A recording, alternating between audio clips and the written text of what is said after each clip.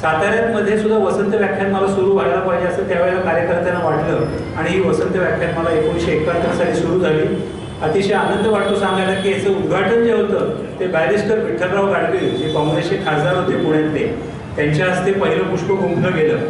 म्हणजे नभोवाणी मंत्री होते ते माजी काँग्रेसचे, तर त्यांच्या हस्ते पहिलं पुष्प गेलं. आणि या व्यासपीठावर ज्ञानविकास मंडळाची ही परंपरा आहे ती सांगावीशी वाटते की या व्यासपीठावर आपल्या भारताचे गव्हर्नर जनरल, माजी गव्हर्नर जनरल त्यावेळेचे चक्रवर्ती राजगोपालाचारी हे येऊन गेले, जयप्रकाश नारायण येऊन गेले, त्यानंतर बाळशास्त्री हरदास, पंडित राजेश्वर शास्त्री द्रविड अशी मान्यवर मंडळी त्या काळात येऊन गेली होती. समाजवादी नेते आपले S.M. जोशी यांचं साने गुरुजींच्यावर व्याख्यान झालं होतं आपल्या मंडळाच्या वतीनं. आणि अगदी अलीकडच्या काळात जरी म्हणायचं झालं तरी नाट्यक्षेत्र किंवा सिनेक्षेत्र म्हणून आपण श्रीराम लागू आले होते, स्मिता तळवळकर आल्या होत्या, नीनाताई कुलकर्णी आल्या होत्या. या सगळ्यांच्या मुलाखतीचा कार्यक्रम यावेळेला सुद्धा प्रतीक्षाताई लोणकर त्यांचा 17 तारखेला कार्यक्रम आहे, त्या कार्यक्रमाला सुद्धा आपण मोठ्या संख्येने या. हे वेगवेगळे कार्यक्रम म्हणजे आपण असं म्हणूया की कला क्षेत्र जसं आहे तसं राजकीय क्षेत्र आहे, शैक्षणिक क्षेत्र आहे, सामाजिक क्षेत्र आहे. या सगळ्या क्षेत्रांना आपण स्पर्श करण्याचा प्रयत्न या व्यासंत व्याख्यानमालेच्या निमित्तानं करत असतो. सगळ्या विषयांना स्पर्श करत असतो. या व्याख्यानमालेचा समारोप सुद्धा राजकीय व्यक्ती याचे अनिल परब आमदार, तर त्यामुळे या सगळ्यांचा आपण अनुभव घेणार आहोत, आस्वाद घेणार आहोत. त्या कसं आहे मंडळाचं पहिल्यापासून धोरण असं राहिलं आहे की व्यासपीठ हे मंडळाचं सगळ्यांसाठी आहे. आमचे वडील बापू नेहमी सांगायचे की हे सर्वसमावेशक धोरण आपण अवलंबलेलं आहे. त्यामुळे व्यासपीठ इथं हिंदुत्ववादी पण येतात आणि कम्युनिस्ट नेते सुद्धा येतात. हे फार वैशिष्ट्यपूर्ण या मंडळाचंही सांगावं लागेल मला अभिमानानं. तर आजचा हा कार्यक्रम पार पडतोय आणि आमचे आजच्या कार्यक्रम जे सादर करणारे जे आहेत डॉक्टर आदिती पालमे आणि त्यांच्या सहकारी वैदेही कुलकर्णी आज कार्यक्रम सादर करणार. हा कार्यक्रम आपल्याकडं पहिल्यांदाच होतो आणि त्यांचा पण हा पहिला कार्यक्रम आज सादर होणार आहे याचा अतिशय आनंद वाटतो. म्हणजे याच्यापूर्वी हा कार्यक्रम कुठं झालेला नाही, पण आज मंडळाच्या व्यासपीठावर हा आज पहिल्यांदा प्रथम सादर होतोय. ते आमच्या व्यासपीठावर पूर्वी येऊन गेल्या 2 वर्षापूर्वी आमच्या पूर्व भागामध्ये गणेश मंदिरामध्ये शांता शेळकेंच्या गीतांवर आधारित त्या 4घी भगिनींनी कार्यक्रम केला होता. अतिशय उत्तम कार्यक्रम, त्याला प्रतिसाद सुद्धा छान श्रोत्यांचा मिळाला होता. आणि असा आज हा अभिवाचनाचा म्हणून वेगळा कार्यक्रम आहे. आजच्या याला आपल्याला प्रमुख पाहुणे म्हणून जे लाभले आहेत की साताऱ्याचं साहित्य क्षेत्रातलं भूषण आपण ज्यांना म्हणूया असे डॉक्टर राजेंद्र माने आज आपल्याला पाहुणे म्हणून आले. त्यांना मी मनापासून धन्यवाद देतो डॉक्टरांना की आज ते आलेले आहेत. तर त्यांच्या टाळ्या वाजवून आपण स्वागत करा.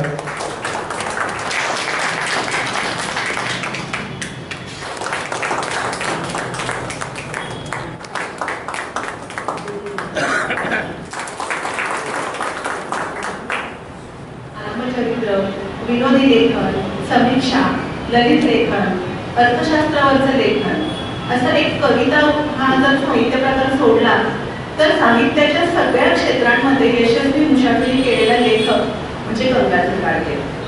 1940 ते 1984 हा त्यांचा लेखन कालावधी सांगू शकतो आपण. मागच्या आठवड्यामध्ये याच ठिकाणी याच मंचावर याच वेळी जयवंतवरती कार्यक्रम सादर करताना मी असं म्हटलेलं होतं की ठणठण पाळ असेल किंवा आलाणे फलाणे असेल, विनंती विशेष असेल, असे जे काही लेखन दर्लीनी केलं, पण त्यांचं वैशिष्ट्य असं होतं की त्यांच्या कोणत्या स्वभावाचं प्रतिबिंब त्यांच्या लेखनामध्ये पण उमटत होतं. त्यामुळं टिंगल-टवारी, चेष्टा-मस्करी अशा स्वरूपाचं जरी लेखन असेल तरी त्यांचं कोणाशी शत्रुत्व निर्माण झालं नाही. आणि कधी काही माझं मन दुखावलं गेलं तर त्यांनी चटकन माफी मागितली. पण गंगाधर गाडगे यांच्या बाबतीत मात्र असं झालेलं नाही. त्यांचं जे काही समीक्षा लेखन होतं ती टीका पोचली होती, खरमरीत होती. वाद प्रतिवादासाठी ते कायमच तयार असायचे आणि त्यामुळे त्यांनी आपल्यावरती समीक्षा केली आहे हे कळलं तर भल्या भल्यांचं अगदी धाबदन आणायचं. असो, आज कथा अभिवाचन करणार असल्यामुळं आपण त्याच्या कथांच्या वैशिष्ट्यांकडे वळूया. नेहमीच्या सरसोट मार्गाने जाण्याचं जाणीवपूर्वक, विचारपूर्वक टाळून स्वतःची अशी एक वेगळी वाट चोखाळणारा हा लेखक. नवकथेमध्ये आपला एक अमिट ठसा उमटवणारा लेखक. काय होतं, आपापलं जीवन आपण सगळेजण आपापल्या पद्धतीनं आपापल्या वाट्याने चालत असतो. बऱ्याचशा गोष्टी आपल्या नजरेला पडतात, पण अनुभूतीच्या पातळीवर ज्या गोष्टी मनाला स्पर्शून जातात त्याच तेवढ्या आपल्या लक्षात राहतात. माणसांच्या बाबतीत पण तेच होतं आणि त्यांच्या मनोव्यापाराच्या बाबतीत पण. कधी कधी काय होतं की आपल्याही नकळत काही गोष्टी आपल्या मनाने टिपलेल्या असतात, पण मग त्या कुठल्या तरी एका मनाच्या कोपऱ्यात ठेवून दिलेल्या असतात आणि नंतर जेव्हा आपण काहीतरी वाचतो ऐकतो तेव्हा त्या मनाच्या कप्प्याला स्पर्श होतो. गाडगे यांच्या कथा वाचताना नेमकं हेच होतं. त्यांच्या वृत्तीमध्ये एकाच वेळेला एक मूल आणि एक संशोधक लपलेला होता असं मला वाटतं. त्यांच्यातलं जे मूल होतं ते सगळ्या जगाकडं आपल्या टुकूटुकू नजरेनं बघत राहायचं. छोट्यातल्या छोट्या गोष्टी सुद्धा त्यांच्या नजरेतून सुटायच्या नाही आणि त्यांच्यातला शोधक माणूस मात्र बारकाईनं शोध घेत राहायचा दिसणाऱ्या गोष्टी मागच्या गोष्टींचा. आधुनिकीकरणाच्या रेट्यात आपल्या पदरी पडलेली अटळ धावपळ, वाट्याला आलेले नवनवीन प्रश्न, भौतिक सुखसोयी मिळवण्याच्या नादामध्ये आपण विसरून गेलेलो भरभरून जगणं, मागं पडत गेलेले मूल्य संस्कार, आटत चाललेली माणुसकी, कोरड्या पडत चाललेल्या भावना, हरवत चाललेली संवेदनशीलता, पोरकेपणा, एकटेपणा आणि एकूणच भावना, विचार आणि कल्पना यांचा झालेला एक गुंता, ह्या सगळ्याचं रोखठोक दर्शन त्यांनी आपल्या कथांमधून घडवलं. आपण प्रत्येकाला आपल्या मनामध्ये काहीतरी गोष्टी ठरवलेल्या असतात आणि सगळ्याच गोष्टींकडे त्या एका साचेबद्ध दृष्टिकोनातून आपण पाहत राहतो. सगळ्या भूमिका, नाती, माणसं त्या एका नजरेतून न्याहाळायची आणि त्यावर विचार करायची, तर्क करायची सवय लागलेली असते. या सगळ्याला छेद देण्याचं काम त्यांनी आपल्या कथांमधून केलं. पण मला वाटतं की हा बंडखोरपणा त्यांनी जाणीवपूर्वक केलेला नाही.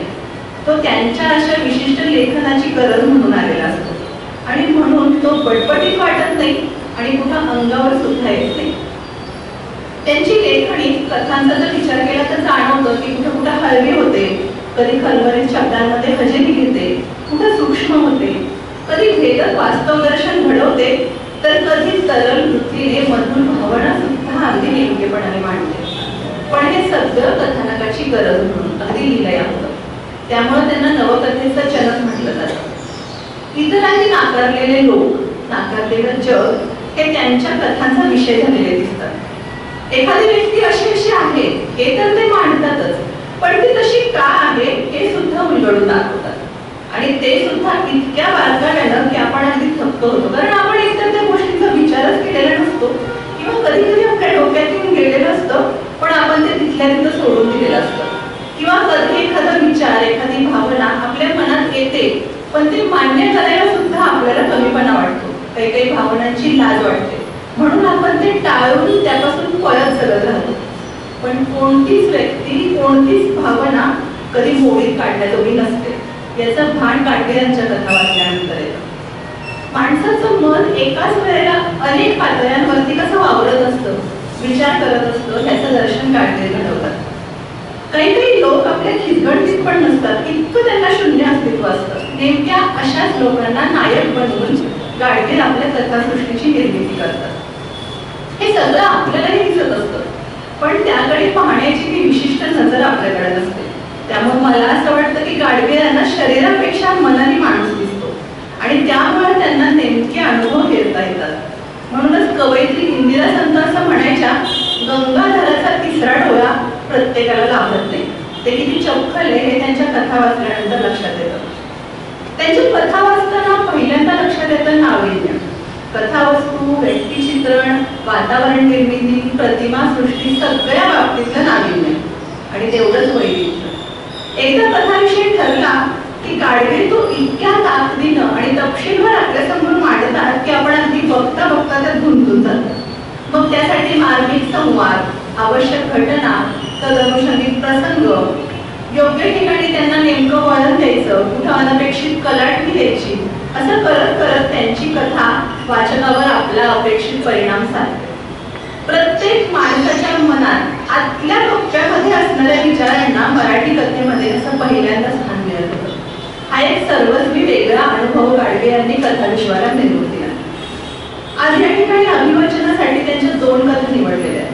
त्या दोन्ही कथांना त्यांच्या कथा संसारामध्ये एक वेगळं महत्त्व आहे. त्यातली पहिली जी कथा आहे, आमची सोनी गाय, तलावातील चांदणं या त्यांच्या कथासंग्रहातली ही कथा आहे. आणि या संग्रहाचं वैशिष्ट्य असं की मराठीमधील 20 श्रेष्ठ पुस्तकं या उपक्रमामध्ये या संग्रहाची निवड झालेली होती. ही कथा चालू होते लहान मुलाच्या निवेदनातून. ही जी भाषा आहे कथेमधली ती भाषा त्या पात्राची आहे, म्हणजे त्या लहान मुलाची आहे. कल्पना, प्रतिमा, भावना सगळं ते लहान मुलाचं आहे, पण त्यातला आशय आणि त्या शब्दांमागचा अर्थरूप जो अर्थ आहे, ज्या गोष्टी आहेत त्या आपल्याला म्हणजे मोठ्या माणसांना अंतर्मुख करतात, जणू आरसा दाखवतात. पाहूया कथा आमची सोनी काय. तेव्हा मुंबईहून मोठ्या हौसेनं एक गाय नेली. तिचं नाव बाळकी. गावी नेल्यावर तिला एक पाळी झाली आणि मग 2 वर्षातच गळ्याचा रोग होऊन ती मेली.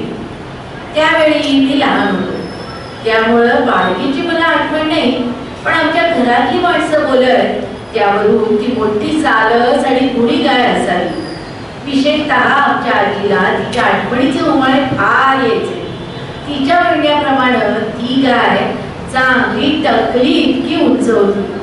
मी भावरेपणानं विचारायचो, कोणाच्या टकली इतकी?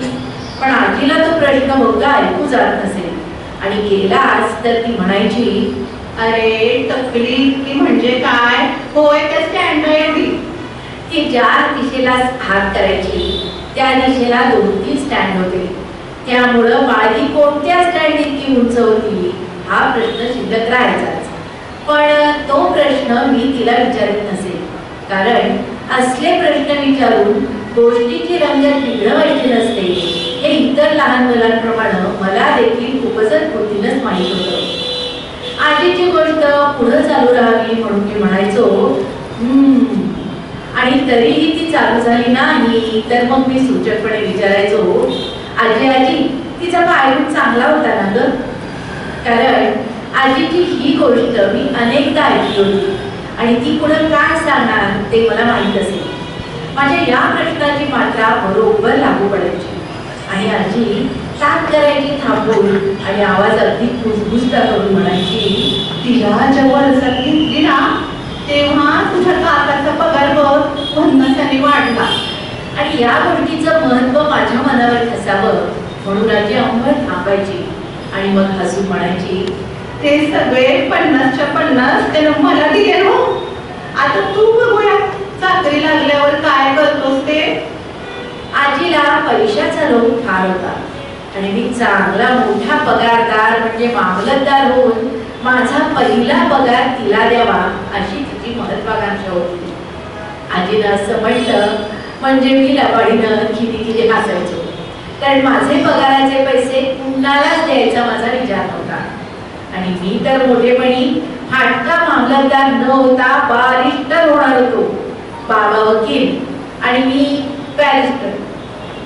आजी मग पुन्हा मूळ विषयाला हात घालून म्हणायची, काय बाबा त्या गाईचे एक गुण म्हणून सांगू, कधी म्हणून तिला अंगणातल्या बायवणात तोंड घातलं नाही, कधी चोरून दुसऱ्याच्या शेतात शिरली नाही तर कधी कुणाला मारलं नाही.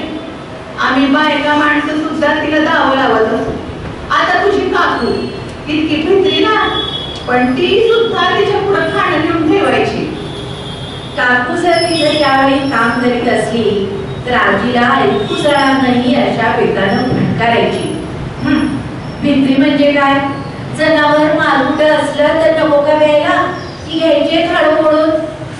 मग आजी पुढे म्हणायची, आणि एकदा बघ बाळीला अंगणात बांधली होती तेव्हा तुला अंगात तिच्या पोटाखाली जाऊन बसलास. माझ्या दृष्टीनं गोष्टीचा हा उत्कर्ष बिंदू असेल, त्यामुळं मी विचारायचो, एवढा होतो का मी तेव्हा आजी? अशी मेल्या हाता एवढा. आजी लोणी आलं की नाही ते बरणी पाकून पाहत म्हणायची. मग मी अविश्वासानं म्हणायचो, काहीतरीच, कारण मी एवढा कधी लहान असेल आणि रांगत गाईच्या पोटाखाली जाऊन बसण्याचा मूर्खपणा करीत असेल हे मला तेव्हा काही खरंच वाटत नसेल. पण हा विचार करत बसायला तेव्हा मला जास्त सवय नसेल. मी गाईच्या पोटाखाली बसलेला असताना आजीची गोष्ट थांबली की भीतीनं आणि उत्कंठेनं मी अगदी गलबलून जात असेल. मला वाटायचं की यावेळी देखील मी गाईच्या पोटाखाली बसलेले आहे आणि गाय माझ्या अंगावर पाय देणार की नाही हे केवळ आजीच्या शब्दावर अवलंबून आहे. मग मी उत्कंठेनं म्हणायचो, पुढे सांग ना आजी.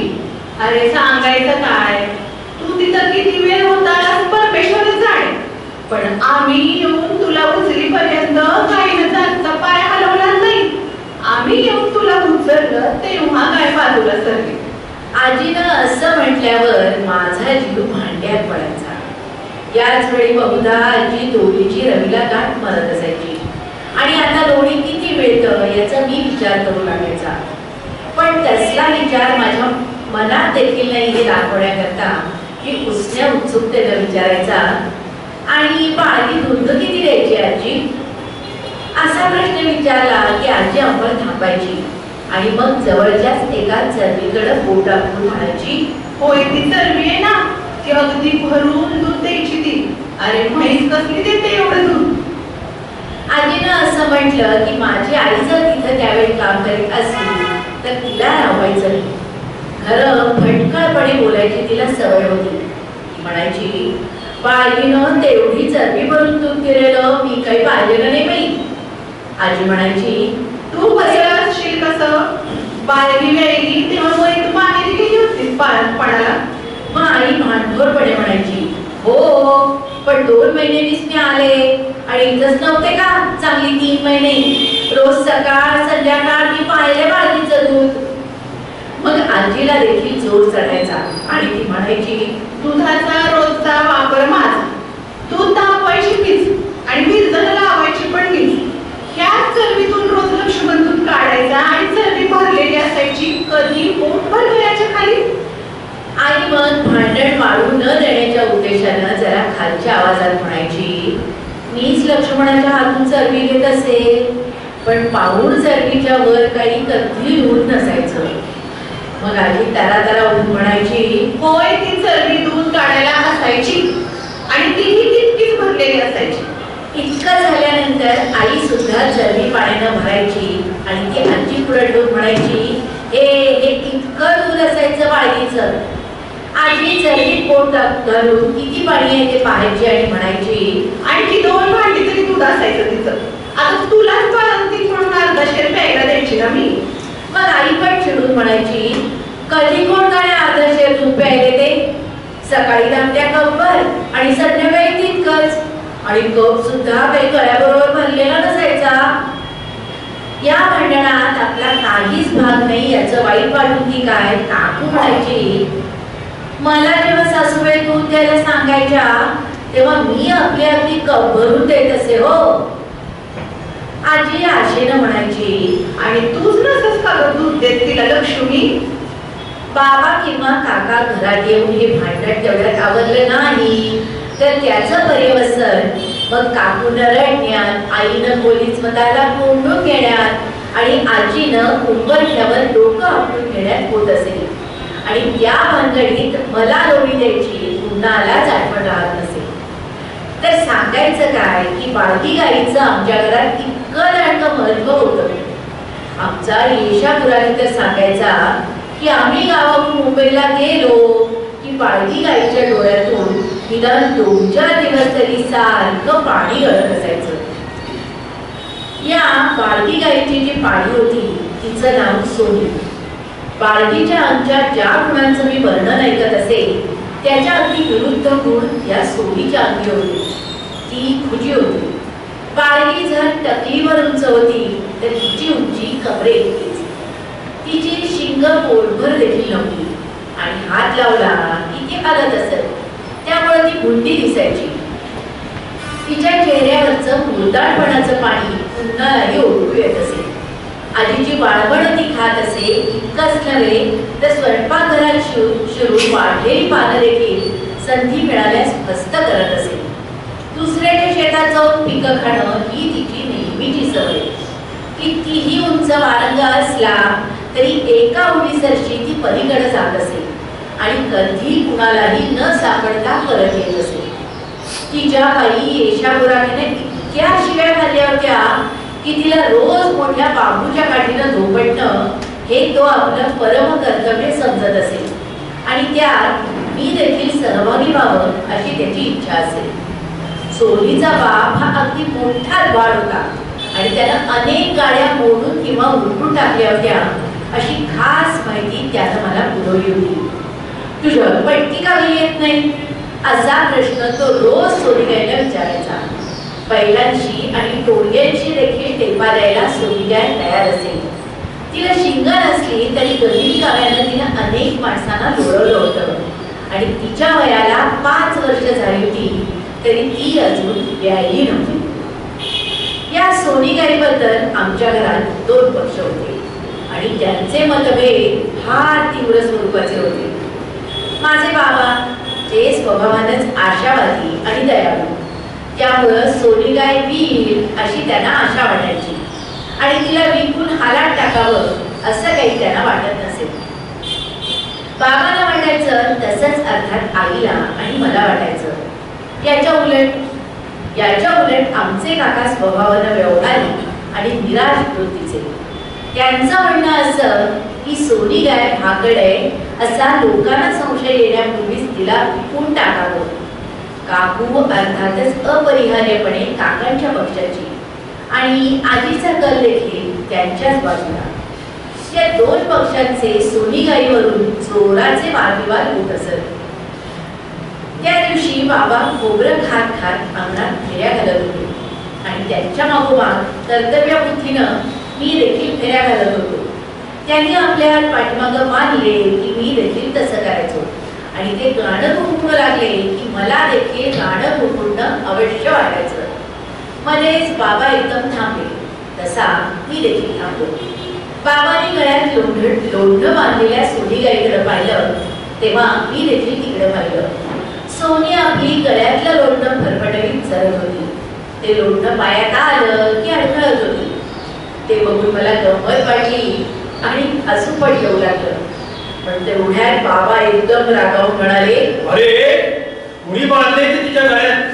काय माणूस की आई तर नाही त्या लोकांना? यशा कुठे आहे यशा? ये बोला इकडेच. मीच तुझ्या गळ्यात बांधतो ते लोटणं, म्हणजे कळेल त्यांना कसा त्रास होतो ते. मी माझी हसण्याची चुकी दुरुस्त केली आणि वाईट चेहरा करून पडवीत उभ्या असलेल्या आईला दरडावून म्हणालो, कुठे आहे तो यशा? तूच पाठवला असेल त्याला कुठेतरी कामाला. तेवढ्यात काका बाहेर आले आणि म्हणाले, काय झालं? मी सांगितलं ते यशाला लोटणं बांधायला. रोज ती गाय लोकांच्या शेतात जाऊन खाते आणि रोज लोकांच्या तक्रारी येतात. ती गाय राखायची म्हणजे काय सोपं काम नाही बाबा. ती केव्हा डोळा चुकून जाते ते कळत देखील नाही. मग बाबा तावातावानं म्हणाले, कशी डोळा चुकून जाईल ती? आज हरामखोर इकडे तिकडे जात असेल आणि ती चोरी करत असली तर तिला बांधून ठेवा. हे काय हे इनह्युमन सवय. आणि ते मग लोढणं सोडायला पुढे सरसावले. मी देखील द्वेषानं त्यांच्या मागोमाग पुढे सरसावलो आणि जाता जाता काकांच्याकडे रागानं पाहायला विसरलो नाही. सुदैवानं त्यांचं माझ्याकडे लक्ष नव्हतं. काका बाबांच्या बरोबर पुढे सरकत म्हणाले, माझा ऐका तुम्ही, ती गाय विकून टाकली आपण. फुकटचं खाते आणि परत लोकांच्या रोज तक्रारी. बाबा म्हणाले, पण गळ्यात कोंडकं बांधायचं म्हणजे काय? इनह्युमन सगळं. सोनीगाईनं गरिबीनं मुंडी खाली घातली आणि बाबा तिच्या गळ्यातलं कोंडकं सोडून टाकू लागले. पण ते काही त्यांना सोडता येईना. तेव्हा काका पुढे झाले आणि त्यांनी ते कोंडकं सोडलं. आपण काहीतरी भयंकर इनह्युमन केलं असं बहुधा त्यांच्या मनाला खात असावं.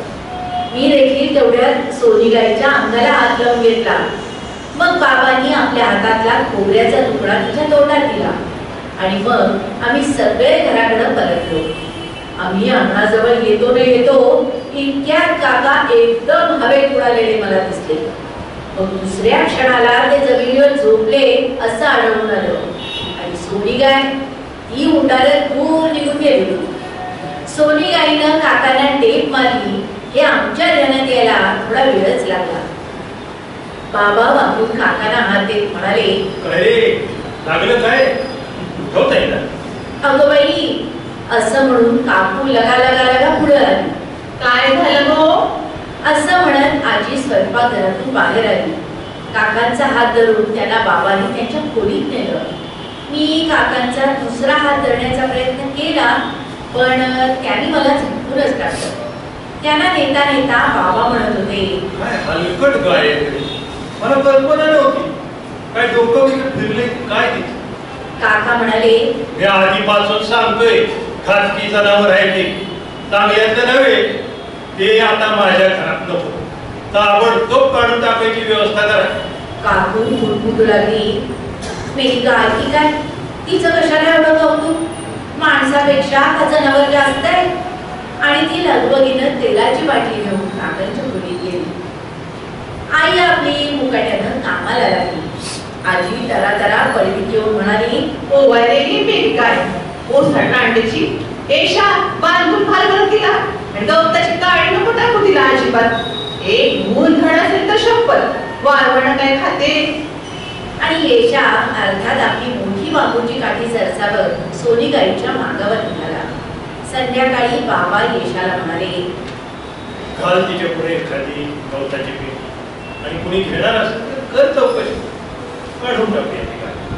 त्यानंतर सोनी गाय विकून टाकायची असं नक्की ठरलं आणि गिऱ्हाईकाचा जोरानं शोध सुरू झाला. पण सोनी गाईचे गुण आसपासच्या 4-5 गावात माहीत असल्यामुळं तिला गिऱ्हाईक मिळणं फार कठीण होतं. असे 8-15 दिवस गेले आणि मग एके दिवशी येशा गंभीर चेहरा करून बाबांच्याकडे आला आणि म्हणाला, गाय आज 2 दिवस हंबारली आहे. बाबांनी तीच बातमी तितक्याच गंभीरपणे काकांना सांगितली. आणि मग आजी देखील खाजगी स्वरात म्हणाली की रात्री तिनं गायीचं कंबरणं ऐकलं होतं म्हणे. आता गाय हंबरते हे सत्य मला पुष्कळ दिवस माहीत होतं, त्यामुळे त्या गोष्टीचं आत्ताच या मोठ्या माणसांना महत्व का वाटावं ते काही मला कळेना.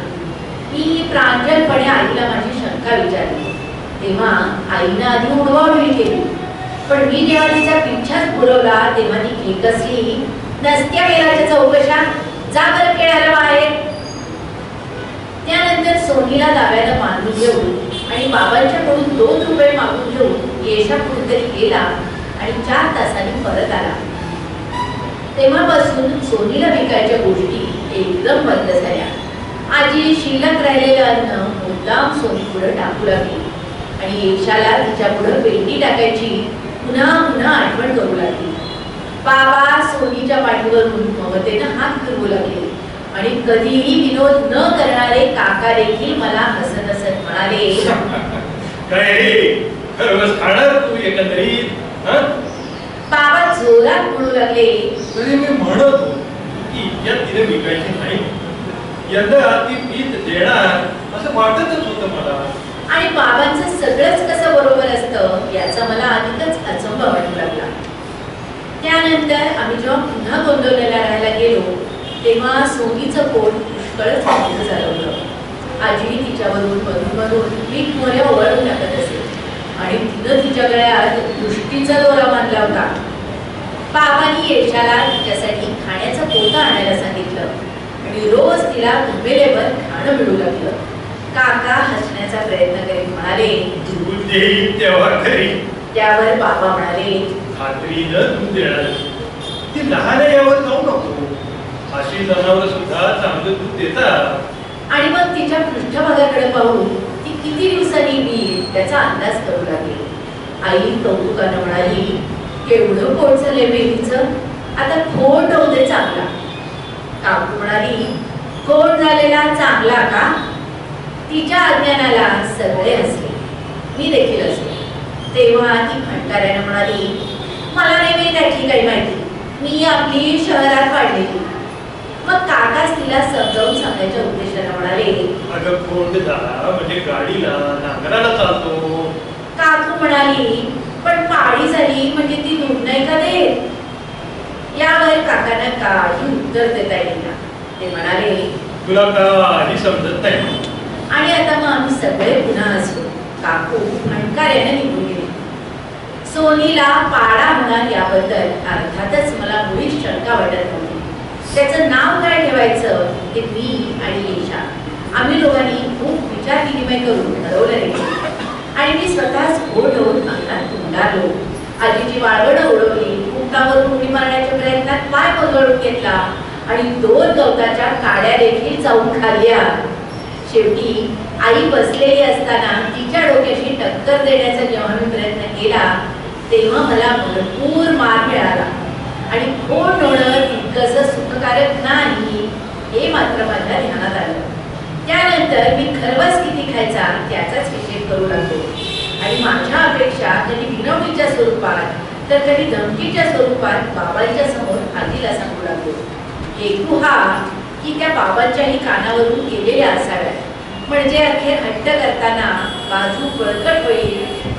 आता आईचा पक्ष वरचढ होता, त्यामुळे ती आजीच्या लेखात बाबांना विचारायची की ही एवढी चरबीभर तरी दूध देत नाही का हो सोनी? बाबा शिंक्यातलं रताळं खात म्हणत, हो, खाणं नीट घातलं तर सहज चरबी भरली. आजी हसत म्हणायची, बघूया आता. आपली गाय कमी दूध देईल असं म्हणून अपशकुन करायला तिचं मन काही घेत नसेल, आणि सोनीने जास्त दूध दिलं तर ते तिला हवंच होतं, कारण मग 4 घरी तिला ताक तरी देता आलं असतं. 4 बायांनी तिला आजी आजी म्हणून 4 वेळा हाक तरी मारली असती. आई मग आणखी जोरानं म्हणायची, मारकुटी जनावरं म्हणे जास्त दूध देतात, खरं का? मग काकू रागारागानं म्हणायची, मेलीचे गुणच वाईट, तिकडं उधळले तसे तिकडं उधळेल, आचळाला हात घालून दिला तरी पुरे हो. बाबा गाणं गुणगुणत रताळ घेऊन बाहेर जायचे. मी त्यांच्या मागोमाग बाहेर जात असे, आणि बाहेर जाताना सगळ्या बायकांकडं एकदा तुच्छतेनं बघायला विसरत नसे. अखेर सोनी एकदाची व्यायली, पण ती व्यायली ती शनिवारी, त्यामुळं आजी कुटकुटू लागली, शनिवारात कुठं गावला मेलीला, उद्या चांगला रविवार होता की. आता तिला घरात ठेवायचं तरी वाईट, बरं विकायची तरी कशी? काही झालं तरी घरची पाळी. आता निदान भटाला बोलावून शांत तरी करायला पाहिजे. शिवाय सोनीला झाली ती पाळी, त्यामुळं माझी दारुण निराशा झाली. काकू काहीशा आनंदानं म्हणाली, पाळी झाली ना अखेर. बाबा ते नेहमीच्या आशावादानं म्हणाले, अरे हे पहिली पाळी झालेली बरी, म्हणजे पुढची दुधाची व्यवस्था होते. आणि त्यांनी सोनीच्या कासेला हात घालून पाहिला. सोनी आपल्या वासराला चाटत होती आणि तिच्या पुढे ठेवलेली पातेल्यावर खिचडी मस्त करत होती. हांबरून अधिक मागत होती. आजी आपल्या विशेष ज्ञानाच्या अभिमानानं सोनीला काय काय घालायचं आणि तिचं कसं कसं करायचं ते सांगत होती. आणि ईशाला तर क्षणाचीही उसळता नव्हती. बाळ्या घमेली घेऊन तो सारखा धावतच होता. तेवढ्यात आजीनं सुनाना म्हटलं, दुधाला चरबी तेवढी घासून ठेवा हो.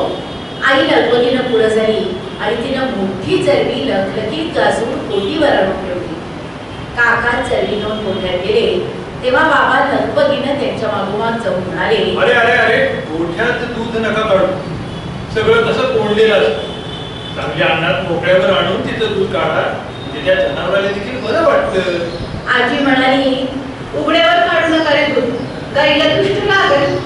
आणि मग आपल्या माहेरच्या एका गाईचं चरबीवर दूध एकदा असंच बाहेर काढल्यावर तिच्या आचळातून नासकं रक्त कसं यायला लागलं ते तिनं रसभरीतपणे सांगितलं. पण बाबा म्हणाले, काही दृष्ट पडायची नाही, आणा त्या गाईला बाहेर.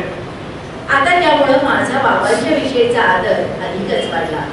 आईनं देखील आदराने बाबांच्याकडे पाहिलं आणि आपलं कुणी ऐकतच नाही असं बघून आजी स्वयंपाकघरात गेली आणि मग तिथं न रावल्यामुळं पुन्हा बाहेर आली.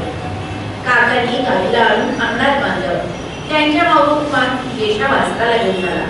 सोनी मागावरून अंबारत होती. आपल्याला वासरू झालं याचा तिला अभिमानच वाटत होता आणि येशानं वासराला हात लावल्यामुळं काळजी वाटत होती. येशानं तिच्या पुढं वासरू ठेवलं तेव्हा ती त्याला चाटून साफ करू लागली. मग येशानं खाण्याचं जमेला आणलं आणि सोनी पुढं ठेवलं. सोनी अधाशीपणे खाणं खायला सुटली. मग बाबांनी वासरू सोडायला सांगितलं.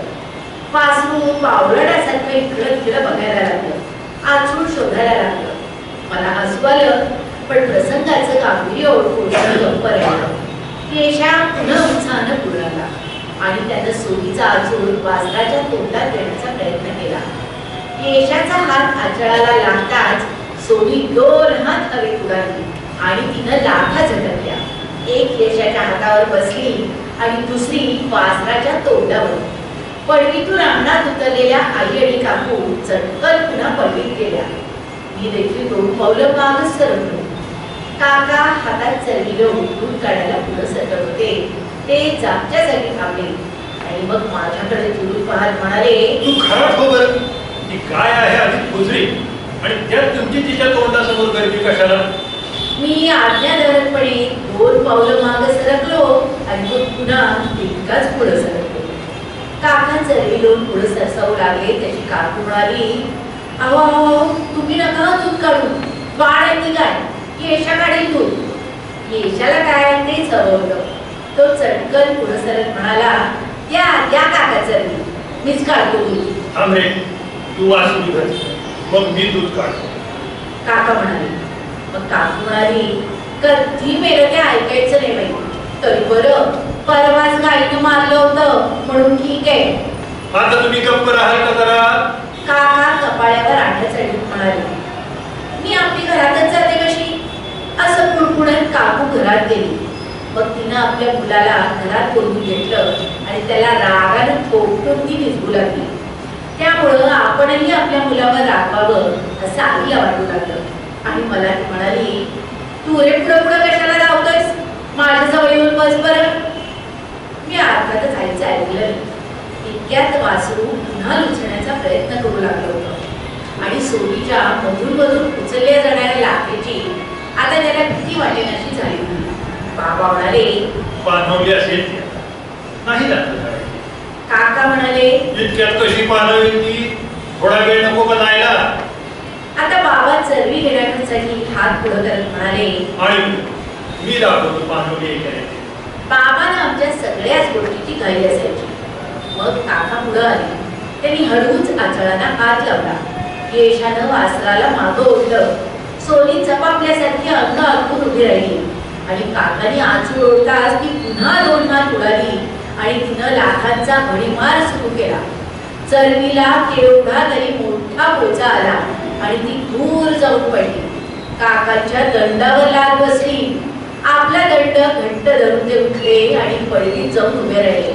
आपला हात जोडत ते म्हणाले, अवलं छडीचं आहे की काय? काकू बाहेर आली आणि म्हणाली, लागलं ना अखेर, तरी मी सांगितलं होतं. पण काकांचा दूर पाहून तिचं वक्तव्य थांबलं आणि ती पुन्हा घरात गेली. मग बाबांनी उत्साहानं चरवी उचलली आणि ते दूध काढायला पुढे सरसावले.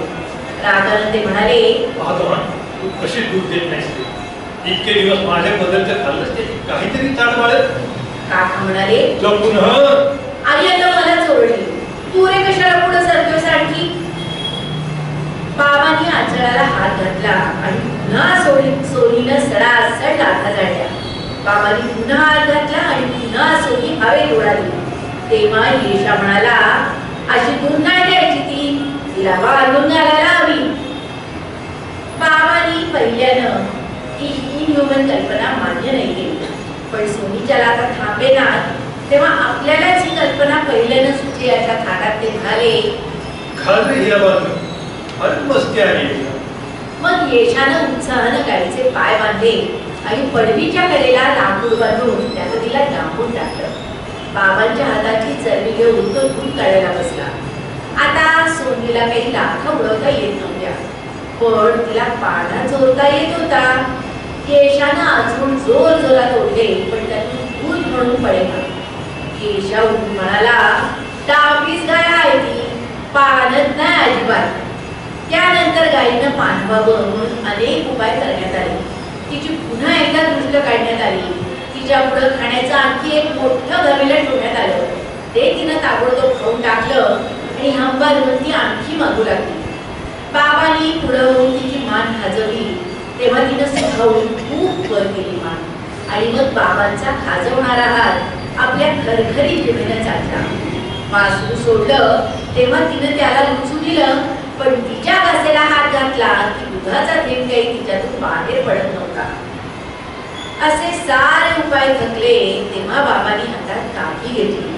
काका म्हणाले, नको रे मारुतीला, आजच व्याली येते. आजी म्हणाली, चांगली घरची पाळी पहिल्यांदाच मिळालीये, नको रे काठी लावू तिला. आज नाही दूध दिलं तर उद्या देईल की. पण बाबांनी संतापून काठीची एक फुकट तिच्या पाठीत घातलीच. त्या सरशी सोनी वाचली आणि काय आश्चर्य, इतका वेळ न पाणावणारी सोनी एकदम पाणावली. दुधाच्या धारा भांड्यात पडल्याचा आवाज आला. मी पुढे सरकलो. बाबांच्या विषयी मला अधिकच आदर वाटू लागला. पण थोड्याच वेळात केशा म्हणाला, सगळं दूध, चरवीत भांडवल दूध असेल नसेल. बाबांनी काकांकडे पाहिलं आणि काकांनी बाबांकडे. केशा केशा चरबी आजी पुढे ठेवत चेष्टेच्या स्वरात म्हणाला, आजी दूध. आजीनं दूध किती आहे हे पाहण्याकरता चरबी गोड घातलं, पण दूध काही पोटाला लागेना. अखेर सगळाच हात तिनं चरबीत घातला. तेव्हा तळाचं दूध हाताला लागलं. ती ओरडली, बेड्यानो, हे गाईचं दूध का मांजरीचं? इकडं माझी खरवसाठी स्वप्न नाचत होती आणि तिकडं सोनी हंबारून आणखी खाणं मागत होती.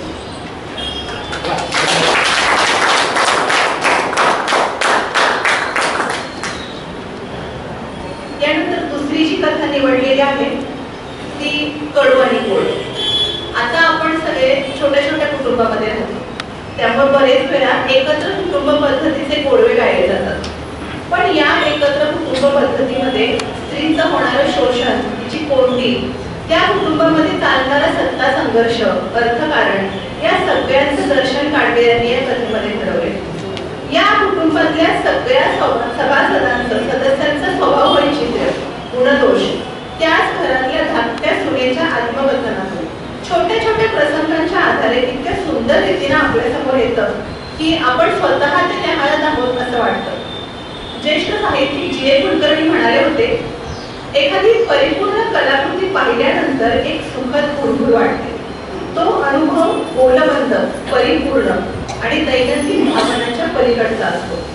कडू आणि गोड सारख्या 2-4 जरी कथा लिहिल्या असत्या तरी काळजे प्रसिद्ध कथाकथन झाले असते. जी.ए.नी ज्या कथेचा गौरव केलाय ती कथा आता पाहूया, कडू आणि गोड. सिनेमात नाच करणाऱ्या बाईप्रमाणे इतक्या दरवाजाच्या बाजूने आवाज आला. छान चाललंय. इतर जगले मी. इकडची स्वारी सकाळचा किरणा आटपून घरी आली होती. घड्याळाच्या काट्यासारखं स्वारींचं काम असतं. पावलाचा जरा सुद्धा आवाज होत नाही. मी कोपऱ्यातल्या टेबलाजवळ गेले आणि मान खाली घातली. सरबत्तीची वाट पाहत उभी राहिले. तू शहाणी झालीस. मी हसतो आवडलं. हे रागवायला लागले ना की मला हसूच येतं. त्या पुरुषांना मात्र वाटतं की बायका खरोखरच आपल्या रागाला घाबरतात. हे बघ, तुला नटवा करायला पाहिजे, कामं करायला नको, घरात मंडळ करायला पाहिजे आणि कागळ सांगायला पाहिजे. मी कागदावर कावळा काढत होते. कागद नाचू नको. पेन्सिल खाली ठेवली. अगं मी तुझ्या पाठीशी नाही बोलत. मी परत पदर तोंडाला लावला आणि मग त्यानं पोळीच्या बाहेर जाऊ लागले. पण माझं दाबलेलं हसू स्वारींच्या नजरेतून काही सुटलं नाही. ते ओरडले, आणि तुला उगीच हसायची वाईट सवय बरं. वर मला एक चापटीचा प्रसाद मिळाला. ह्यांची चापटी म्हणजे राग केल्याची निशाणी असते. मी खाली आले तो साताचे टोले माझ्या कानावर पडले. साहेबांच्या अंघोळीची वेळ झाली होती म्हणून पाणी काढायला मी थांबले. हो नाही तर परत. पण बंबाजवळ येऊन पाहते तो बंबा आपला थंडगार. असं असतं थोरल्या जाऊबाईचं, कधी काम नीटपणे करत नाही. मी रागारागाने म्हटलं, हे काय बंबा थोडसे वाटतं टाकले आज? असं काही मोठ्यानं बोललं ना की बरोबर सासूबाईंना ऐकू जातं. आमच्या सासूबाईंचे कान फार तिखट आहेत आणि जीभ तर त्यावर. देवघरातून सासूबाईंचा आवाज आलाच. म्हणजे गेली तरी कुठेही घरातली कामं टाकून मुलखाची कामचुकार केली. सासूबाईंचा पट्टा सुरू झाला. मग मला तो उशाळल्यासारखं वाटलं. मीच थोरल्या जाऊबाईला सांगायला हवं होतं. जाऊबाई काय करतायत हे पाहायला मी घरात गेले. पाहते तो त्या मजघराच्या कोपऱ्यात जमिनीवरच पडल्या होत्या. त्यांना अनिवार्य दम लागला होता. मला पाहताच त्या कशा कशा उठून बसल्या आणि म्हणाल्या, मला फार धार लागली, जरा कमी झाली म्हणजे बंब पेटवते. मला एकदम वाईट वाटलं. मी म्हटलं, ओ छे छे, इतका दम लागलेला असताना काम कसं होईल तुमच्या हातून? मी अंथरून घालून घेते, हा स्वस्त पडा तुम्ही. बंब पेटविली. पण देवघरात आमचं बोलणं ऐकून गेलं. सासूबाई म्हणाल्या, कोण बोलतंय ते तिकडं माझघरात? अन्नपूर्णाच का ती? बोलण्याचा वय परत उठण्यासाठी धडपडू लागल्या. पण मी त्यांना थोडे झोपून राहायला सांगितलं आणि म्हटलं, त्यांना दम लागलाय, मी पेटवते बंब. या सरशी देवघर आणलं. म्हणजे खुशाल झोपून करायली ती. बाई बाई बाई बाई, हद्द झाली ग बाईच्या पुढं. 12 महिने आणि 18 काळ सारखं हिचं आपला आजारीपण. दिवसातून काही 4 गाड्या इकडच्या तिकडं व्हायच्या नाही तिच्याकडून. लग्न झाल्याबरोबर नवऱ्याचा लावा साधला आणि आता मला छोडून घेतलीये. कोऱ्या चौपाईंना एकदम रडू कोसळलं. त्या फुटफुटू लागल्या. खरंच मीच पांढरे पायाची आणि नशिबाची. स्वतःच्या नवऱ्याला मारलं आणि आता आईतोबासारखी बसून खाते आणि फळा त्यांनी आपल्या तोंडात मारून घेतल्या. मी चटकन पुढं होऊन त्यांचा हात धरला. पुढं काय करावं मला कळेना. मला कोरडा मुलगा आला आणि मी त्यांच्या अंगावरून हात फिरवला. तिथं आणखी बसले असते ना तर मला रडूच आलं असतं. म्हणून मी म्हटलं, थांबा, मी तुम्हाला चहा करू देते, म्हणजे आम्हाला बरं वाटेल तुम्हाला. त्या म्हणाल्या, नको नको, कशाला बरं वाटायला हवं, मेले म्हणजे बरंच होईल. आता ह्यावर कोण काय बोलणार. मी मुकाट्यानंच तो बाहेर आणून पेटवला. सासूबाई म्हणाल्या, कोण ते? कोण खुडखुडतंय? नारायण का आलाय? नारायणा, मग जरा देवघरात येऊन जावं रे. नारायण म्हणजे आमचे मधले भोजी. अगदी साधे बोले, भावरटच म्हणा की. पण सासूबाईंचं त्यांच्यावर फार प्रेम आहे. सारखं देवघरात बोलावून त्यांना काहीतरी खायला देत असतात. इकडच्या स्वारीवर मात्र सगळ्यांचा राग आहे. का? सर्वात जास्त पैसे मिळवतात म्हणून. सासूबाईंना ऐकायला जाऊ नये म्हणून मी स्टोला फार पंप केलाच नव्हता. इतक्यात मधल्या जाऊबाई लपक छपक करत तिथे आल्या. त्यांना वाटतं आपण फार सुंदर आहोत, आपण नटावं थटावं आणि काम न करता नुसता टेंबा मिरवावा. मला लोक देखणी म्हणतात आणि इकडच्या स्वारीचा पगार जास्त आहे म्हणून ते माझ्यावर चरफळतात. नुसत्या सारख्या माझ्या चुगल्या करतात. कमरेवर हात ठेवून त्यांनी माझ्याकडे पाहिलं आणि मग मुद्दामच त्या मोठ्यानं म्हणाल्या, माडीवर का चहा हवाय आता? लगेच देवघरातून आवाज आला. कोण चहा करतंय ते? मी मधल्या जाऊबाईंकडे रागानं पाहिलं. तशी त्या ठसक्यात म्हणाल्या, माझ्याकडे पाहून कशाला डोळे मोठे करता? घरात 3-3दा चहा होतो आणि मग साखर संपली म्हणजे सासूने रागावतात. थोरल्या जाऊबाई काकू तिला म्हणाल्या, खरंच नका करू तुम्ही माझ्यासाठी काही. तुम्हाला उगाच बोलणे खरी लागते.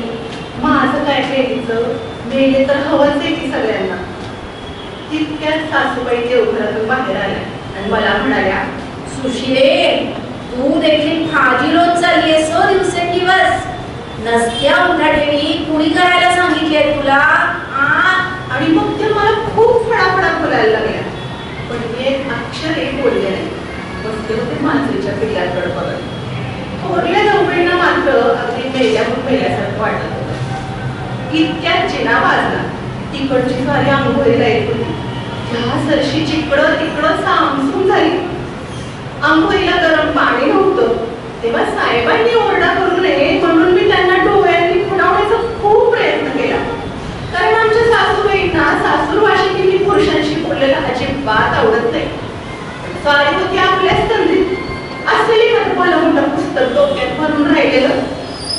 मग मोरी ठेवून स्वारी तावातावानं परत आली आणि ओरडायला लागली, हे काय? आज आंघोळीला गरम पाणी नाही वाटतं? काय करता काय तुम्ही घरात बायका बसून? मी पोटानं त्यांना गप्प राहायला सांगितलं. पण ते मोठ्यानं म्हणाले, असलेले पुरुष. शेवटी मला बोलावं लागलं. मी म्हटलं, आज थंड पाण्याने आंघोळ करा तुम्ही. का? मी सांगते म्हणून. मग बसली स्वारी गप्प. इतक्यात मधल्या जाऊबाई स्वयंपाकघरातून आल्या आणि त्यांनी मध्येच तोंड खुपसलं. म्हणजे भाऊजींना थंड पाण्याने का आंघोळ करायला सांगताय तुम्ही? आणि उद्या थंडी झाली म्हणजे इतकं का जड झालंय गरम पाणी द्यायला? थांबा, मीच देते त्यांना पाणी गरम करून. आणि उगीच त्यांच्या अंगावर उद्या घरात गेल्या. त्या सरशी माझं डोकं घुसळलं. मधल्या जाऊबाईंना ना आता चोबडेपणा करायची फार सवय. उगीच पुरुषांच्या पुढं पुढं करतील, डावा पाय नाचतील, गुलगुलू बोलतील. तेवढ्या दुसऱ्याची नालस्ती करते. आम्ही नाही पाहिजे अशा दुसऱ्याच्या पुरुषांपुढे नाचत. मी चहाचा आघाड उतरून टाकलं आणि थोरल्या जाऊबाईंना म्हटलं, तुम्हीच घ्या ना आता चहा गावी. मग चटदिशी पाण्याचं मोठं पातेलं स्टोवर ठेवलं आणि फराफरा स्टोला पंप केला आणि पाण्याला आधण आलं तसं ते भस्तीशी त्यांच्या बादलीत नेऊन होतं. थोडस त्यांच्या अंगावर उडालं देखील. अगं तुझं डोकं बिकट फिरले की काय? हो, थंड पाणी किती लागेल ते पहा. हा, पुरे पण आता झाले तरी उसळायला काय? तुला पाणी नव्हतं गरम करायचं तर वहिनी करत होती ना. मग नकोय का पाणी माझं? टाकते उतरून. म्हणजे ते नाही तुम्हाला समजायचं. असल्या गोष्टी तुमच्या पुस्तकात नसतात लिहिलेल्या. आणि मी आले डोळे साम असतात पुरुष म्हणजे. माझं घरात थोरल्या जाऊबाई चहाचे हळूहळू गुटके घेत होत्या. इतक्यात त्यांचा मुलगा कृष्णा दिसाल. आईला चहा पिताना पाहून तो ओरडला, हे काय तू एकटी चहा पितेस आई? आणि आम्ही मागितलं म्हणजे मात्र आमच्या अंगावर ओरडते, दे मला चहा. थोरल्या जाऊबाई हलक्या आवाजात म्हणाल्या, अरे कृष्णा, माझी तब्येत बरी नाही म्हणून तुझ्या काकूला मला हा चहा करून दिला. हो, तू आता बाहेर जाऊन अभ्यास करता. कृष्णा हातपाय आपटत म्हणाला, तू म्हणजे ना आम्हाला काही द्यायची नाही. बाबा कसे मला मांडीवर घ्यायचे, खायला द्यायचे, फिरायला न्यायचे, तू मात्र अभ्यास करायला सांगतेस आणि काम करून घेतेस. थांब, मी आता घरात जाऊन डब्याचा लाडूच खातो. थोरल्या जाऊबाईंच्या डोळ्यातून परत पाणी भराभरा वाहू लागलं. तोंडाशी नेलेली चहाची बशी त्याने खाली ठेवली. मग मी कितीही आग्रह केला तरी त्यांना तो चहा पिवळेना. इकडे कृष्ण स्वयंपाकघरात जाऊन डब्याशी खुळखुळू लागला. तशी सासूबाई किंचाळू लागल्या. ते ऐकून थोरल्या जाऊबाई धाक लागली होती तरी घरात धावल्या आणि हाताला रवी लागली ती घेऊन त्यांनी कृष्णाला मरे मरे तो मारले. मी चटकन पुढे होऊन त्याला सोडवलं आणि बाहेर घेऊन गेले. तो हुंदके देत देत म्हणाला, आई वाईट आहे. मी म्हटलं, अरे बाबा, आम्हीच सगळे वाईट आहोत. आणि मग त्याला 2 वड्या दिल्या. तशी तो हसू लागला. तिकडे डोळ्यातून पाणी मात्र गळतच होतं. त्याला तसं हसताना पाहून माझ्या पोटात मात्र खूप कालवा झाली. मी मान फिरवली आणि स्वयंपाकघरात कामाला गेले. इतक्यात देवघर बोललं, रघु उठला का ग? रघु म्हणजे आमचे धाकटे खोचे. सरपणाच्या लाकडासारखी प्रकृती आहे. जाड भिंगाचा चष्मा लावता, परीक्षा नापास होता आणि आधीच लांब असलेलं तोंड आणखीनच लांब करून बसतात. नुसतं बसून त्यांना कसं करमतं कोण जाणे. सासूबाईंनी परत तोच प्रश्न विचारला. मी म्हटलं, अजून 8 वाजायचे, त्यांची उठायची वेळ झाली नाही अजून. तर सासूबाई म्हणाल्या, अगं त्याची परीक्षा आली आहे ना आता जवळ, अभ्यास करायला लवकर उठणार आहे तो. आणि काल ताप आलाय म्हणून म्हणत होता. हो, भाऊजींच्या तापाचा ना रोज कौतुक चाललेला असतं. डॉक्टरांना दाखवलं म्हणजे म्हणतात, त्याला काही नाही होते, तुम्ही लग्न करून टाकायचं. पण सासूबाई म्हणतात की शिक्षण झाल्याशिवाय लग्न नाही करायचं. त्यांना वाटतं भाऊजींनी खूप शिकावं आणि इकडच्या स्वारीपेक्षा जास्त पगार मिळवावा. त्यांच्याविषयी काय इतकं दृष्टीपणा लोकांना वाटतं कोण जाणे. मी कुठले पुढे झालं कौतुक. लगेच देवघरातून आवाज आला, काय म्हणालीस? काही नाही. आणि गेले भाऊजींना उठवायला. ते अंथरुणात जागेच होते आणि आपल्याशीच काहीतरी बडबडत होते. मी दारात उभं राहून म्हटलं, भाऊजी, सासूबाईंनी उठवायला पाठवले मला. त्यांचा चेहरा अधिकच लांब झाला. मला म्हणाले, वहिनी इकडे ये का? मला ताप आलाय का बघ. मला नाही ते समजायचं. मी कृष्णाबरोबर थर्मामीटर पाठवून देते. अगं पण लवकर खाली या, नाहीतर चहा थंड होईल. तू परत घेऊन ये. मला काम आहे. माझी दाढी वाढली का? मला नाही माहित. आणि खाली जाऊ लागले. वाटेत ह्यांची सारी म्हणाली, उठला नाही का मूर्ख अजून तो? उठतोय आत्ताच. तर हे रागारागाने भाऊजींच्या खोलीत गेले. त्यांच्या टेबलावरच्या सगळ्या इंग्रजी कादंबऱ्या त्यांनी उचलून बाहेर फेकून दिल्या आणि अभ्यासाचं पुस्तक घेऊन त्यांना खुर्चीवर बसवलं. हसून हसून माझी अगदी गुडगुडी वळाली. इतक्यात मामाजींच्या खोलीच्या बंद दाराकडे माझं लक्ष गेलं. मी तर चुकून हसायची थांबली. आमचे मामाजी मोठी कडक आहेत आणि खूप हुशार आहेत बरं का. नेहमी दार बंद करून आपल्या खोलीत बसलेले असतात. कसले कसले हिशोब लिहित असतात. पण घरात काय चाललंय त्याची अगदी बारीक सारीक बातमी सुद्धा त्यांना असते. त्यांनी जर एखाद्या माणसावर दूध धरलं नाही तर अगदी करून सोडतात. रोज संध्याकाळी बाहेर जातात आणि उशिरा विडा सगळं घरात येतात. तशीच जिन्यावर कोळंबून उभी राहिले. सॉरी भाऊजींच्या खोलीतून बाहेर पडली असती तर जिन्यात भेट झाली असती. इतक्यात मामाजींच्या खोलीचं दार उघडलं. मधल्या चौपाई चहाचा रिकामा करून बाहेर आल्या. मला पाहून ते कचवल्या एवढ्यानं की त्यांच्या हातातला कप खाली पडून खाळपण फुटला. मी मुकाट्याने जिना उतरून खाली गेले.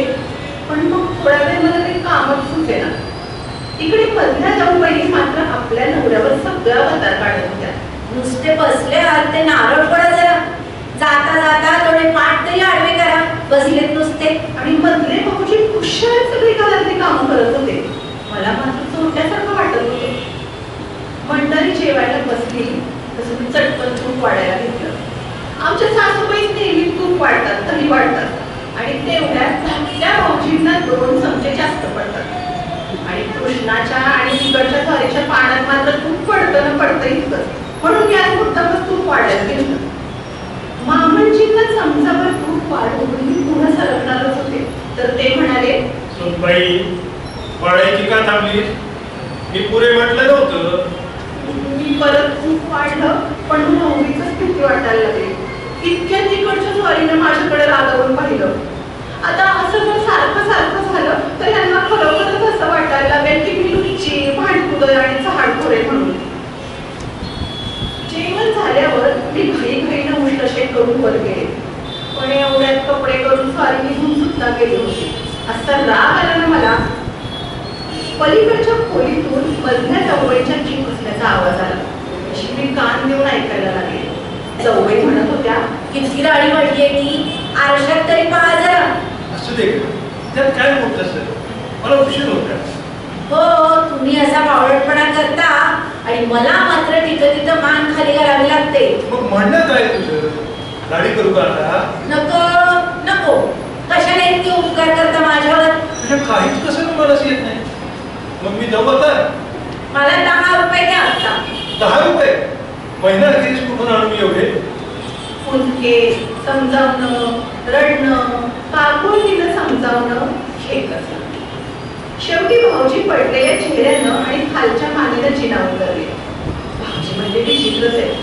जाऊबाई जितक्या त्यांना हिडीस पिडीस करतात तितके ते अधिकच त्यांच्या ताटाखालचं मांजर. दुपारी भांडी विसरून घेतली आणि आता वर जाणारच होते. इतक्यात सासूबाईंच्या भावाच्या मुली आमच्याकडे आल्या.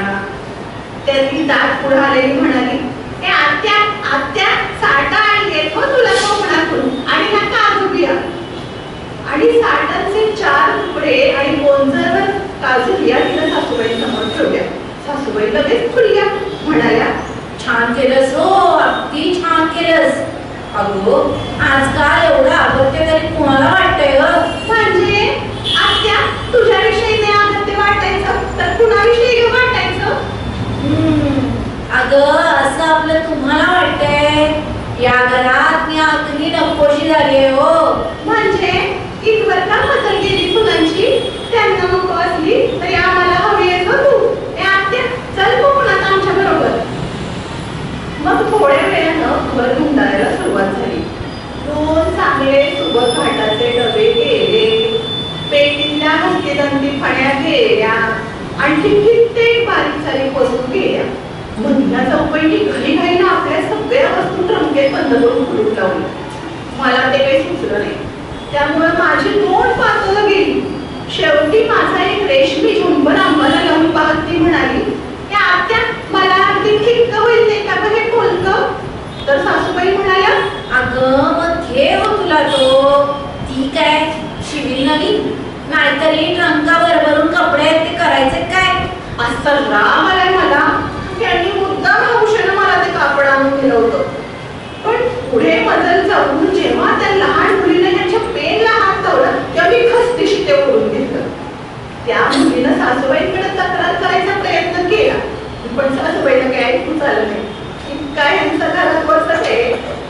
त्यांच्याकरता शिरा चहा करताना माझा जीव अगदी थकून गेला आणि इतकं खाल्लं मेल्यांनी की 2 घास सुद्धा शिल्लक ठेवलेले. मोरल्या जाऊबाईंचा कृष्णा बापडा एवढंच तोंड करून भोवती घोटाळत होता. जायच्या पूर्वी त्या मुलींनी सगळ्या पाया घोटाळल्या. जाऊबाईंची पैशाची कंपनी सुद्धा. पण मला काही तेव्हा संशय नाही आला. शेवटी 5 वाजता मला कसं वर जायला मिळालं. धाकटे भाऊजी कॉलेजात आले होते. मला म्हणाले, चल बहिणी आपण कॅरम खेळूया. नको, माझं डोकं दुखतंय. आणि मग मी खोलीत जाऊन कडी लावून घेतली. आमच्या साहेबांनी एक पुस्तक वाचायला सांगितलं होतं. पण पुस्तक वाचायला लागलं म्हणजे काही मला झोपच येते. पण जर डोळा लागतो ना लागतो तो घरात सासूबाईचा आरडाओरडा सुरू झाला. काय झालं होतं कोण जाणे. असं सपाटून राग आलाय मला. आता हसू येईल तुम्हाला. राग आला ना म्हणजे मला काहीतरी खावंसं वाटलं की जुद्या हलवा आणून खावा चांगला असा. म्हणून माझी पेटी उघडली तर मेले सुद्धा पैसे सापडेल. शेवटी 5 रुपयाची नोट घेतली आणि चोर पावलांनी चांदीची मोलकरणीला जुद्या हलवा आणायला सांगायला गेले. पण मागच्या तारीख पोचते ना पोचते तर सासूबाई कुठून आल्या आणि म्हणाल्या, कुठं चाललीस? कुठं नाही बाई. पण तेवढ्यात माझ्या हातातली 5 रुपयाची नोट खाली पडली. सासूबाई किती पाहिली आणि कपाळावर हात मारत म्हणाल्या, बाई बाई बाई बाई शर्थ झाली का बाई तुझ्या पुढं? काय झालं सासूबाई? 4-5 आणखी काय झालं म्हणून विचार मला. माझ्या पोटभरीवरचे 5 रुपये तूच नाही घेतलेस? नाही मी नाही घेतले. हे माझे 5 रुपये. तर माझे आहेत म्हणे. हातात 5 रुपये घेऊन मागील घाली पुढे असं चोर पावलांनी हिंटर का? मला काय बोलावं सुचेच ना.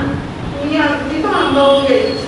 घरातली सगळी माणसं माझ्या पोटी जमली. मला वाटतंय तसं बोलू लागली. शेवटी मामांजींनी मला हाक मारली. मला रडूच कोसळलं. आजपर्यंत असणार माझ्यावर कुणीच नव्हता घेतला आणि ह्यांना जर ते खरं वाटलं तर.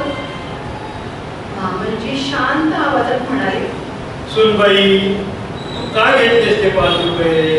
त्यांच्या शांतपणानं मी अधिकच घाबरले. इतक्यात इकडची सारी कामावरून आली. मामांजींच्या खोलीत येऊन ते म्हणाले, काय गडबड आहे? तशी धाकट्या भाऊजींनी तिकट मीठ लावून सगळी हकीकत सांगितली.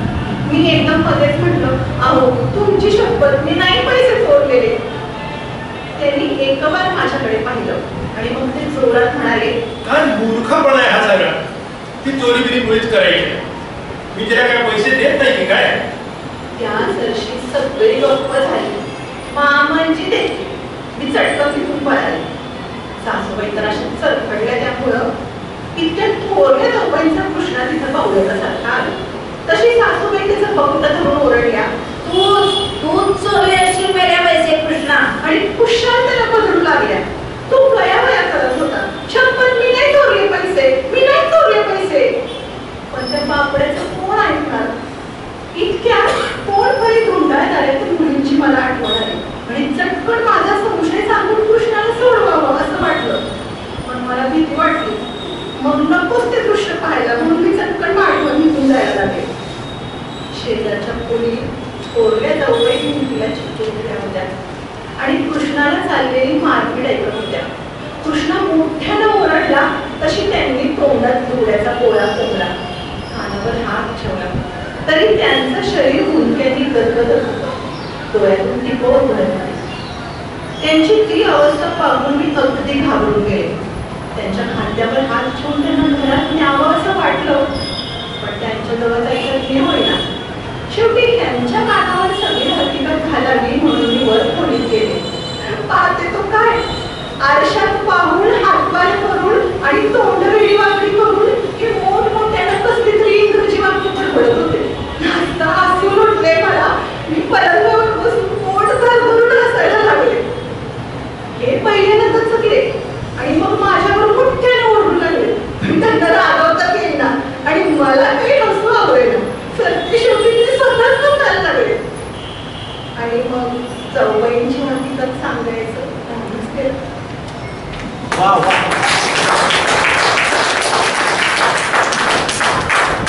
एक जुना काळ या सगळ्यांनी अभिभाषणामधून उभा केलेला होता. एकत्र कुटुंब पद्धती आता एकत्र कुटुंब पद्धती राहिल्या नाहीत. त्यामुळे जावा दीर ही नाती आहे, त्यातलं एक वेगळं कडूगोडपण हे सगळंच आता संपत निघालंय. पण तो एक काळ होता आणि तो कसा होता हे गंगाधर गाडगे सुंदर कथामधून आणि त्याच्या अगोदरच्या सुद्धा कथामधून आपण पाहिलं.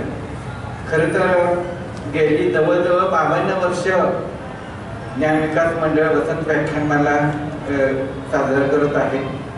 म्हणजे मला तर मी जवळजवळ 85 सालापासून बरेचसे व्याख्यानमालेतले कार्यक्रम पाहिलेले आहेत. विला चाफेकर तेव्हा होते. एक चांगली गोष्ट आहे की आज तो वसा आणि वारसा तसाच चाफेकर चालवत आहे. आणि भाग्याची गोष्ट असतात, चाफेकरांनी सांगितली की अतिशय मोठी मोठी माणसं या मंचावर येऊन गेलेली आहेत आणि त्याहीपेक्षा वेगळे वेगळे विषय, मग साहित्यिक, राजकीय असू देत, कला, क्रीडा क्षेत्र असू देत, आणि सर्व प्रकारचं कुठल्याही इदमशी न बांधून घेतलेलं अशी व्याख्यानमाला म्हटली पाहिजे. म्हणजे मगाशी सांगितलं ना, डावं उजवं असं कुठलंही न करता सर्व प्रकारचे विषय या व्यासपीठावरून मांडले गेलेले होते.